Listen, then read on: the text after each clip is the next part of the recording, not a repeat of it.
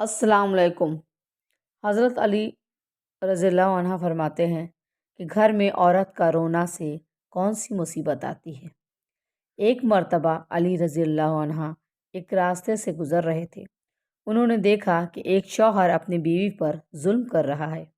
حضرت علی رضی اللہ عنہ تعالیٰ ان کے قریب گئے اور اس شخص سے فرمانے لگے، اے شخص، اللہ سے ڈرو، تمہاری مفلسی، پریشانی اور تمہارے رزق میں تنگی کا سبب یہی ہے کہ تمہاری بیوی تمہارے ہی گھر میں تمہارے ہی ظلم سے روتی ہے۔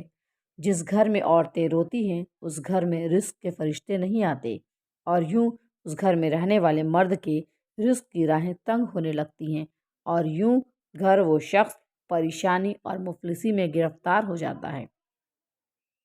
یاد رکھنا، اللہ تعالیٰ نے اولاد مرد کی تقدیر اور روزی عورت کی تقدیر میں لکھی ہے، اور اگر تم یہ چاہتے ہو کہ رزق میں فراوانی ہو، عزت شہرت دن بدن بڑھتی جائے، تو اپنے گھر میں عورتوں کا خیال رکھو، انہیں خوش رکھو۔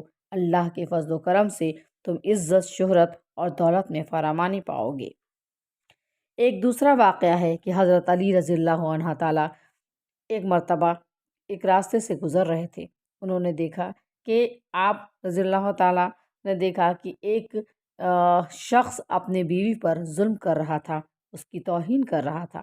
حضرت علی رضی اللہ عنہ تعالیٰ انہوں نے اس کے قریب گئے اور فرمانے لگے کہ اے شخص، یاد رکھنا، اللہ نے مرد کو اسی لیے طاقتور بنایا ہے کہ وہ عورت کی حفاظت کر سکے، نہ کہ عورت پر ظلم کر سکے۔ جو مرد اپنی عورت پر ظلم کرتا ہے تو اللہ تعالیٰ اس پر لعنت بھیجتے ہیں۔ وہ شخص کہنے لگا کہ یا علی، یہ عورت میری نکاح میں ہے، میں اسے جو بات کہتا ہوں وہ میری یہ بات نہیں مانتی۔ تو حضرت علی رضی اللہ عنہ تعالیٰ نے فرمایا کہ نکاح کا مطلب یہ نہیں کہ تم نے اپنے لیے ایک غلام خریدا ہے، نکاح کا مطلب یہ ہے کہ تم نے اپنی نسل کو بڑھانے کے لیے اس عورت سے مدد طلب کی ہے، اور اولاد کی اچھی تربیت کے لیے اس عورت کو تم نے چنا۔ یاد رکھو، جس سے مدد لی جائے اسے غلام نہیں سمجھتے، اور جو تمہاری اولاد کو پروان چڑھائے اسے حقیر نہیں سمجھا کرتے، بلکہ اس کا تو شکر ادا کرنا چاہیے۔ یاد رکھنا، عورت پر ظلم کرنے کا مطلب یہ ہے کہ عورت کی اولاد کی بغاوت۔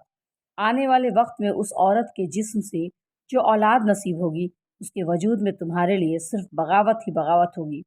دوستو، اب ہم تمہیں بتاتے ہیں کہ عورت کی پہچان کیسے ہو سکتی ہے کہ وہ پاک اور نیک اور صاف ہے، اور نیک عورت کی کیا پہچان ہے۔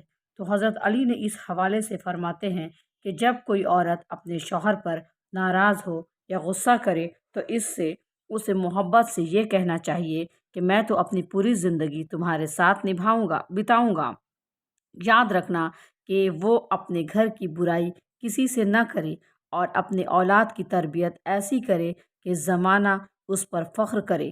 یاد رکھنا، ان تمام تر خوبیوں کی مالک ایک نیک عورت ہے، یعنی جن عورتوں میں یہ خوبیاں ہوں گی وہ نیک عورت ہوگی، اور قیامت میں بھی اسے سکون فرمائے گا۔ اس روایت کے علاوہ قرآن پاک میں اور حدیث میں نیک عورت کی خوبیاں کچھ اور اس طرح بیان کی گئی ہیں۔ نیک عورت کی بات ہوگی تو شوہر کی فرما برداری سر فہرست ہوگی۔ نیک عورت وہ ہے جو شوہر کے غیر موجودگی میں اپنے مال کی اور اپنے آبرو کی حفاظت کرنے والی ہو۔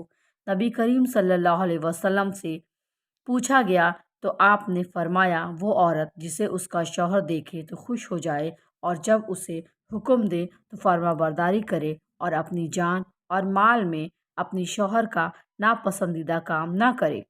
عورت کی محبت میں سب سے زیادہ حقدار اس کا شوہر ہے۔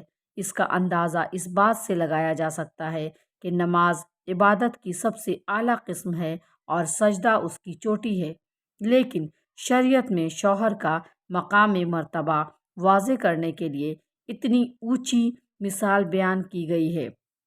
سیدنا ابو ہریرہ رضی اللہ عنہ سے روایت ہے کہ نبی کریم صلی اللہ علیہ وسلم نے ارشاد فرمایا، اگر میں اللہ تعالیٰ کے سوا کسی اور کو سجدہ کرنے کا حکم دیتا تو بیوی تو میں بیوی کو اس کے شوہر کو سجدہ کرنے کا حکم دیتا۔